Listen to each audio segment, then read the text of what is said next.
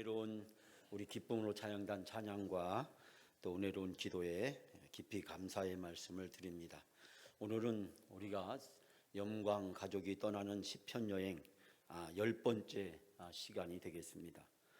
두 형제가 성장해서 잘 자랐는데 그만 형은 알코올 중독자가 되고 동생은 유명한 변호사가 되었다고 합니다. 한 기자가 형에게 찾아가 물었습니다. 어떻게 하다가 알코올 중독자가 되셨습니까? 라고 묻자 그 형이 하는 말이 알코올 중독자였던 아버지 때문입니다. 아버지가 알코올 중독자이니 나도 처음에는 그 아버지를 미워했다가 어느 순간 나도 모르는 사이에 그 아버지를 닮고 말았습니다. 아버지가 그러니 자식도 그렇게 되는 것이 마땅하지 않느냐라는 식으로 얘기했습니다. 이번에는 변호사가 된 동생을 찾아가서 이 기자가 물었습니다. 어떻게 해서 변호사가 되었습니까? 라고 묻자 그 아들이 대답하기를 알코올 중독자였던 아버지 덕분입니다. 아버지처럼 되고 싶지 않아서 정말 열심히 공부했습니다. 큰아들은 아버지 때문에 알코올 중독자가 되었다고 이야기하고 둘째 아들은 아버지 덕분에 알코올 중독자가 변호사가 되었다고 이야기합니다. 여러분, 이 두 형제의 차이는 무엇일까요? 변명하는 사람이 되는 것인지 아니면 자기의 삶에서 최선을 다하는 사람인지 그 인생의 선택이 그들의 미래를 결정했다라는 것을 알 수 있게 됩니다.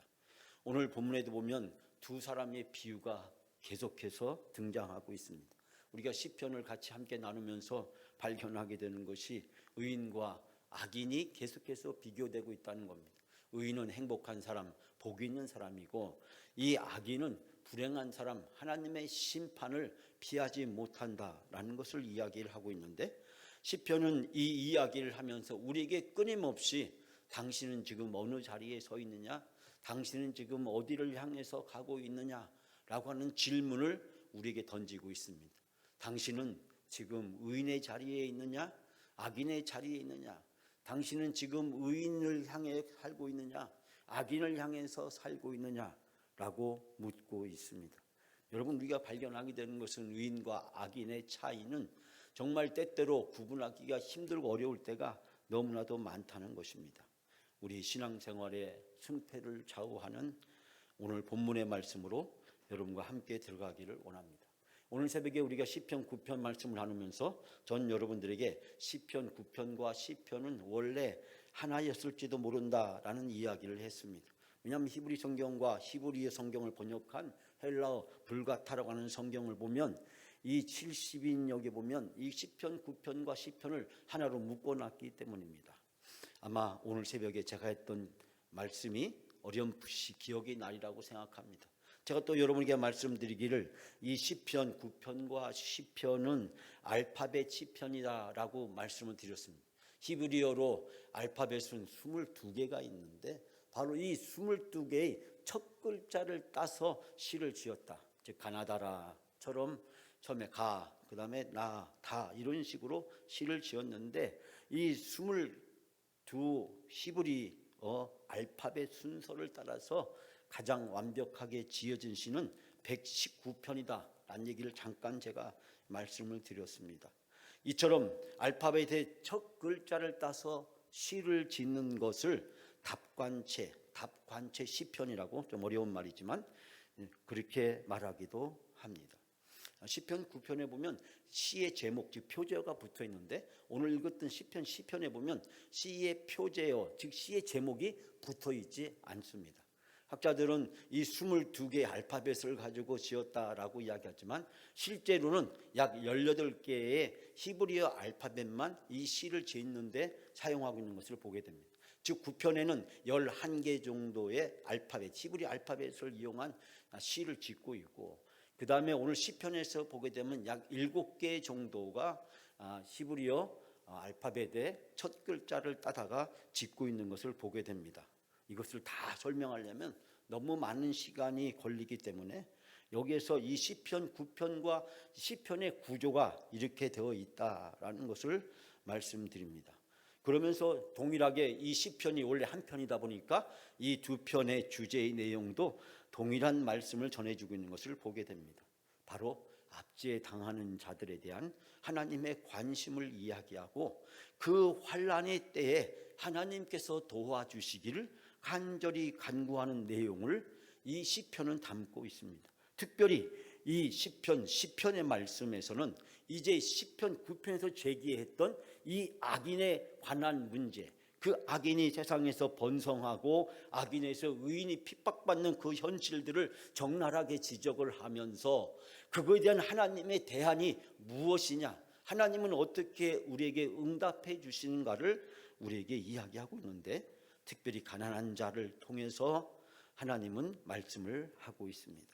그렇기 때문에 오늘 주신 말씀을 통해서 저는 여러분들과 함께 세 가지 은혜를 함께 나누기를 원합니다. 첫 번째는 시인은 의인을 괴롭히는 악인들을 먼저 고발을 하고 있습니다.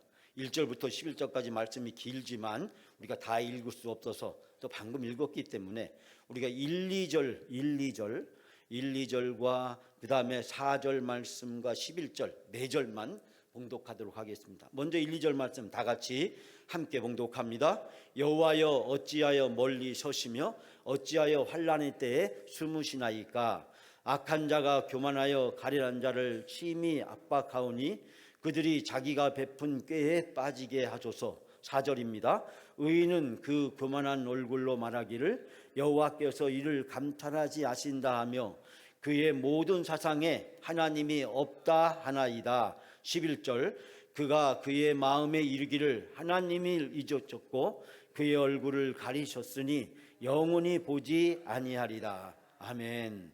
오늘 말씀에 시작하는 것을 보게 되면 어찌하여란 말이 두 번 반복해서 이야기하고 있습니다. 즉 이 어찌하는 것은 앞에 시편 우리가 9편에서 설명되었던 내용입니다. 즉 악인이 번창하는데 그 번창하는 세상에서 의인이 고난을 당하고 있는 그 현실에 대해서 하나님은 어찌하여 그리 멀리 계시고, 하나님은 어찌하여 우리가 그 의인이 고난을 받을 때 하나님은 보이지 않으셨습니까? 왜 그 악인으로부터 의인들을 구원하지 않습니까? 라고 이야기하고 있습니다. 즉 본문은 악인들로부터 의인들이 박해를 당하고 괴롭힘을 당하는데 하나님은 왜 가만히 계시느냐라고 부르짖는 것으로부터 시작되고 있습니다. 이 본문의 말씀 오늘 1절부터 11절까지 말씀을 보면 가련한 자, 또 불쌍한 자라는 많은 표현이 3번 등장하고 또 무지한 자, 순진한 자라는 뜻을 가진 이 단어가 한 번 등장합니다. 그런데 악인, 악한 사람, 그들에게 이 단어를 찾아보면 무려 18번이나 인용하고 있는 것을 보게 됩니다. 우리는 시인의 강조점이 의인에게 있는 것이 아니라 악인에게 있음을 발견하게 됩니다. 즉 이 세상이 잘못되고 있는 이 모든 현실들이 의인 때문이 아니라 악인 때문이고, 그 악인들이 의인을 괴롭히고 있고 억압하고 있고 그 악인들에 의해서 의인들이 고통을 당하고 있다라는 사실을 구구절절하게 설명하면서 이 시인은 강조하고 있는 것을 보게 됩니다. 그러면서 왜 하나님은 의인을 구원하지 않으시냐고 묻기보다는 왜 악인을 심판하지 않으시느냐, 왜 악인들을 내버려 두시느냐, 왜 하나님은 가만히 계시느냐라고 묻고 있습니다. 어찌하여라는 이 표현이 반복되고 있는데 어떻게 보면 이 시 전체의 분위기가 마치 애가처럼 느껴집니다. 즉 슬픈 탄식의 노래처럼 느껴지고 있는 것을 보게 됩니다. 다윗은 악인들이 의인을 핍박하고 악인들이 이 세상에서 잘 되는 모습을 보면서 하나님 앞에서 어찌하여 이와 같은 현실이 계속되고 있느냐고 부르짖을 수밖에 없었습니다. 원수들의 박해에 고통을 받고 있을 때 하나님은 역사하지 않으셨기 때문입니다.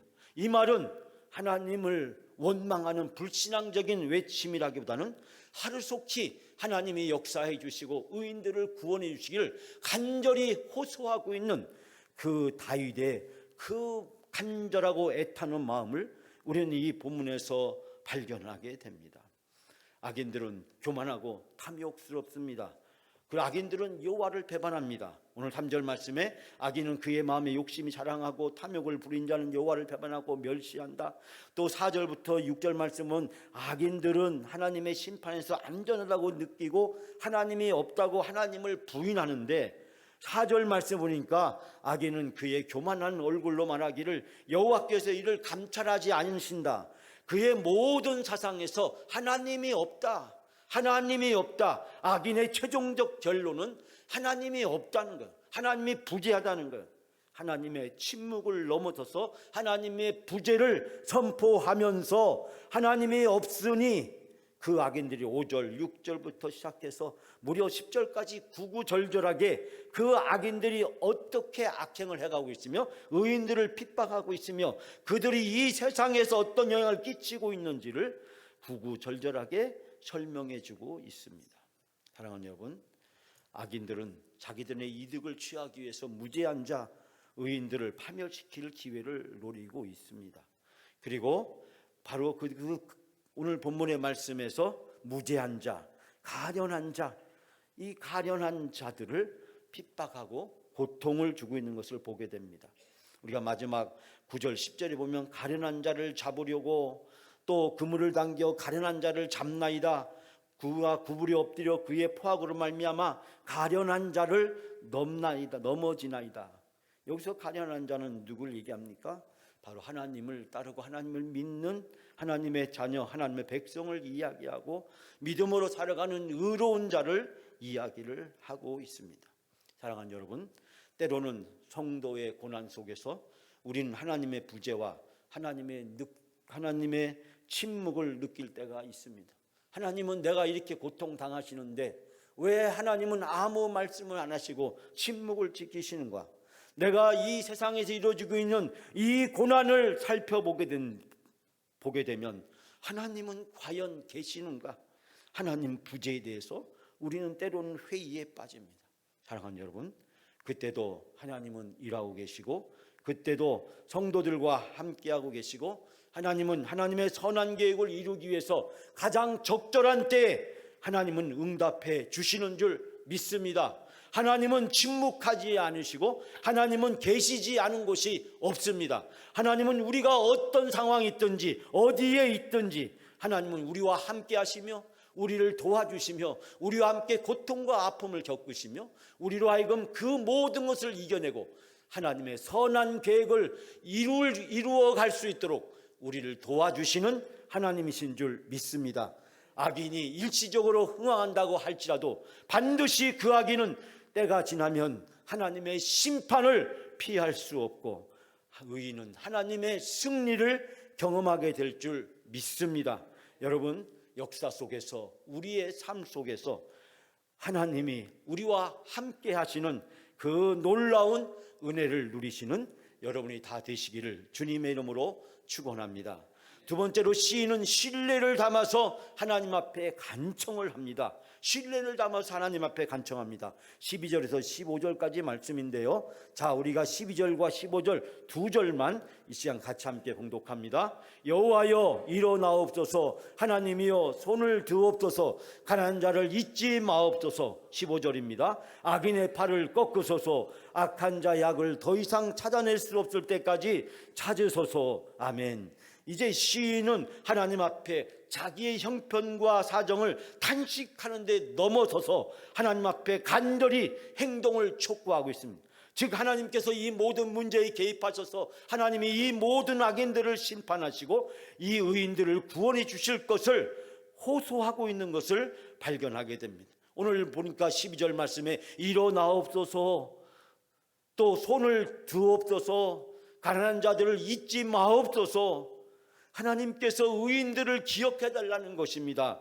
그러면서 더 나가서 악인들을 심판해 달라고 15절에 악인의 팔을 꺾으소서, 악한 자 약을 더 이상 찾아낼 수 없을 때까지, 끝까지 그 악인이 소멸될 때까지, 악인의 그 악한 행위가 더 이상 의인들에게 피해를 끼칠 수 없게 될 때까지 하나님이 찾으셔서 심판해 달라고 호소하고 있습니다.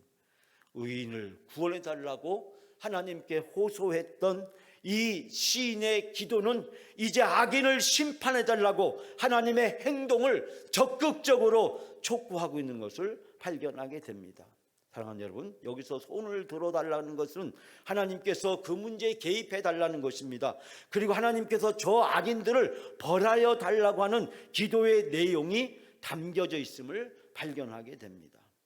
시인은 의로운 하나님을 보호해 달라고 하는 간청에서 이제 적극적으로 하나님의 행동을 촉구하면서 하나님께서 이 의인들을 이 모든 고통으로부터, 악인들의 불의로부터 하나님이 직접 응답을 보여달라고 하나님께 촉구하고 계신 것을 보게 됩니다.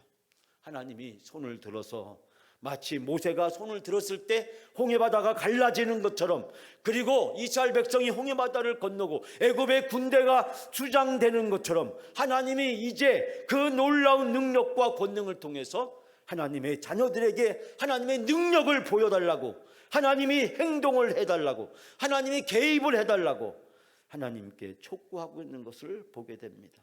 이것은 하나님께 대한 원망과 비난에서 나온 것이 아니라 하나님에 대한 깊은 신뢰에서 비롯되어졌음을 깨달을 수 있게 됩니다. 여러분, 이 시가 쓰여지던, 그리고 이 시가 이루어 편집되던 시기가 바로 바벨론 포로 후에 스룹바벨에 의해서 성전이 건축되던 에스라에 의해서 주도가 되었을 것이다, 제가 말씀을 드렸습니다. 주변의 강대국들이 끊임없이 흥망성쇠의 역사를 거쳐갑니다. 이스라엘도 망하고 유다도 망하고, 그리고 아수르도 망하고 바벨론도 망하고 페르시아 왕국이 들어섰습니다. 주변의 제국들이 흥망성쇠가 거듭되고 그 역사의 격변기를 통해서 수많은 사람들이 살육을 당하고 먼 바벨론까지 포로로 붙잡혀가고, 바벨론에서 노역을 하던 이스라엘 백성이 다시 예루살렘으로 되돌아오게 되고, 그 과정에서 산발락과 도비를 비롯한 주변의 여러 민족들과 여러 적들에 의해서 끊임없이 공격과 모함을 당하고 있는 그 소용돌이의 한복판에서 바로 오늘 시인은 하나님께 간절히 부르짖고 호소하고 있습니다.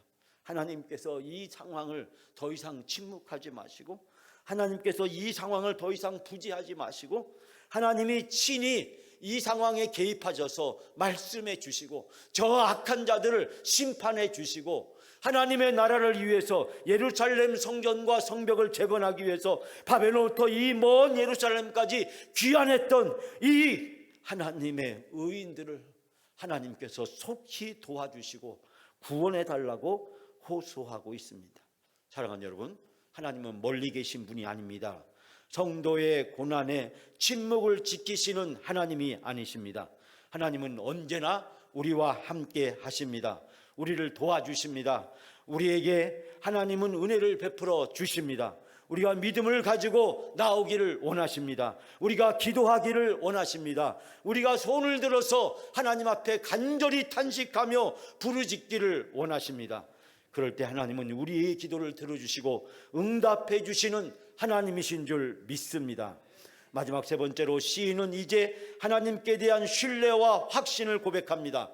이제 하나님께 대한 신뢰와 확신을 고백하고 있습니다. 16절부터 18절까지 말씀 마지막 다 같이 함께 봉독합니다.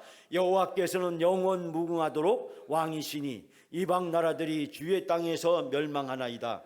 여호와여, 주는 겸손한 자의 소원을 들으셨사오니 그들의 마음을 준비하시며 귀를 기울여 들으시고 고아와 압제당하는 자를 위하여 심판하사 세상에 속한 자를 다시는 위협하지 못하게 하리이다. 아멘. 여기서 시인은 고백합니다. 주님은 영원 무궁토록 왕이십니다. 모든 왕들이 다 나라가 망하고 이 세상에서 살아갔지만 주님은 영원히 변함이 없으신 영원 무궁토록 계시는 주님이십니다. 다른 신들을 섬기는 문나라의 땅에서 다 신들이 사라져갔지만 오직 하나님만 영원 무궁하신 하나님입니다. 뿐만 아니라 주님께서는 우리를 겸손한 자의 소원을 들으시고 우리 불쌍한 사람들의 소원을 들어주십니다. 하나님께서 탄식하며 하나님께서 행동하시고 개입해달라고 간절히 부르셨는데, 이제 시인은 하나님께서 개입하셨고 하나님께서 도와주셨고 하나님께서 악인들을 심판하셨고 하나님께서 의인들을 도와주셨다라고 고백하고 있습니다. 그들의 마음을 붙들어 주시고 그들의 마음을 만져주셨다라고 말씀하고 그들의 소리에 귀를 기울이셨다라고 말씀하고 있습니다.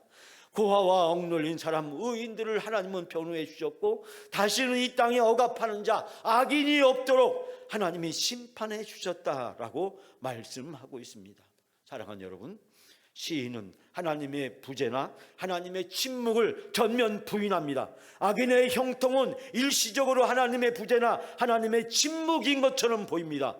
믿음이 없으면 하나님의 부재처럼 보이고 믿음이 없으면 하나님의 침묵으로 받아들이게 됩니다. 그러나 의인은 믿음으로 고난을 바라다 봅니다. 하나님이 이 고난 가운데 속에서도 여전히 자신의 선한 계획을 이루어 가지고 계심을 확신하게 됩니다. 의인은 하나님이 선한 계획을 이루기 위해서 때로는 저 악인들을 사용하시고 저 악인들을 통해서 나를 회개시키시고 저 악인들을 통해서 나를 연단시키기 위한 용도라는 사실을 발견하게 됩니다. 그리고 시인은 하나님의 공의와 권능을 확신합니다. 하나님은 의인들을 반드시 도와주시고 악인들을 반드시 심판하신다. 억압당하는 겸손한 의인들을 반드시 구원하실 것이다. 하나님은 바로 이 의인의 기도, 겸손한 자의 기도, 이 가난한 자의 기도, 악인들의 고통받는 자들의 기도를 들어주시고 응답해 주셨다라고 말씀합니다. 주기철 목사님 손자인 주승중 목사님이 있습니다. 인천 주안교회 목사님이시기도 합니다. 그분이 장신대 예배설교학 교수로 오랫동안 학생들을 가르쳤습니다. 저는 장신대에서 그 주승중 목사님에게 박사과정을 지도받는 지도교수이기도 했습니다. 제가 입학할 때 그분이 저를 입학할 수 있도록 도와주었습니다. 제가 한 번은 서울 금호동에 있는 한 작은 교회에 강의를 하러 갔는데 그 강의를 하러 갔는데 담임 목사님 한 분이 저에게 인사를 했습니다. 제가 그날 시간이 임박해서 갔기 때문에 그분과 많은 얘기를 못하고 예배당 입구에서 인사를 나누었습니다. 제가 강의를 하고 있는 내내 그분은 맨 앞에서 열심히 필기하고 계셨습니다. 예배가 다 마치고 나서 담임 목사실에서 차를 한 잔 나누면서 그때서야 저는 비로소 그분이 주승중 교수님이란 사실을 알게 되었습니다. 그리고 그분과 여러 가지 이야기를 나누었고 그분은 저에게 박사과정에 와서 공부할 것을 제안을 했고 그분의 도우심으로 저는 서강대학교 대학원에서 석사과정을 했지만 장신대에서 예배설교학 석사과정을 하지 않았던 제가 예배설교학 박사과정에 입학할 수 있는 자격이 부족함에도 불구하고 그분의 전폭적인 지원으로 선택으로 제가 박사과정에서 공부를 할 수 있게 되었습니다. 저에게 논문을 지도하시고 그리고 논문을 통과될 수 있도록 도와주셨습니다. 그리고 제가 신학대학 교수로 올 때 자신의 모든 강의 자료를 컴퓨터 있는 자료를 아낌없이 저에게 주었습니다.